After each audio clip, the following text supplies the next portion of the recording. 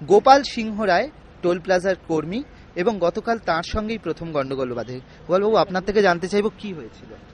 আচ্ছা, আমার ডিউটি ছিল আমার 12 ভিআইপি লাইনের ডিউটি ছিল। তো ঠিক 1:20 নাগাদ আমি ডিউটি করছিলাম। ওই সময় একটা গাড়ি আসে, এমন সময় একটা বাড়ি, তাদের কোনো বোর্ড ছিল না।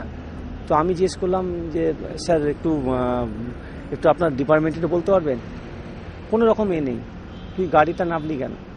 বলে নেবেই শুরু করে দিলেন, তোর কে বাবা আছে ডাক, এই ভাষা বলে। আমি স্যার একটু শুনুন, আমাদের ইনচার্জকে আমি ডাকছি। তো ইনচার্জকে খবর দেওয়া হয়েছে, সঙ্গে সঙ্গে মার শুরু করলেন, মানে জুতো দিয়ে মানে যেটা ভাবতে পারি না আমরা, যে একটা জনপ্রতিকর মানুষ এই ধরনের ভাবে যে একটা কর্মরত স্টাফের ওপর এরকমভাবে মারতে পারে, এটা ভাবা যায় না। তো উনি মারা শুরু করলেন।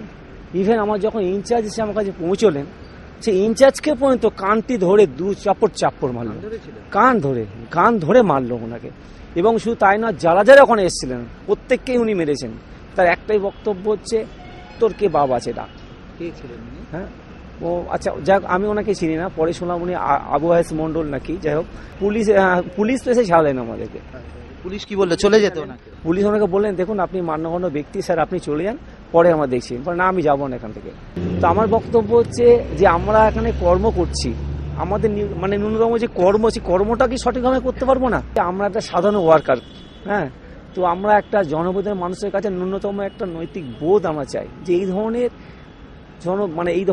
মানে কি করবো, কুকর্ম যাতে না করেন ওনারা। অভিযোগ দায়ের করেছেন? নিশ্চয়ই করেছে। আমাদের ইউনিয়ন থেকে আমাদের নেতারা গেছিলেন, তারা গিয়ে মানে অভিযোগ করেছেন। সেই অভিযোগের পর আমরা বাড়ি গেছি। আজকে আবু হায়েস মন্ডল তিনি থানায় টোল প্লাজার কর্মীদের বিরুদ্ধে অভিযোগ দায়ের করেছেন যে তার থেকে 500 টাকা চাওয়া হয়েছিল। বলা হচ্ছে প্রত্যেক দিন পালিয়ে যান, আজকে 500 না হয় 200 দিন। Absurd matter, it is absurd matter. I don't know, it is very bad behave, very bad behave. উনি বলছেন যে উনি বলছেন ওনাকে হেকেল করা হয়েছিল টোল প্লাজার কর্মীরা। উনি প্রুফ দেখাতে পারবেন?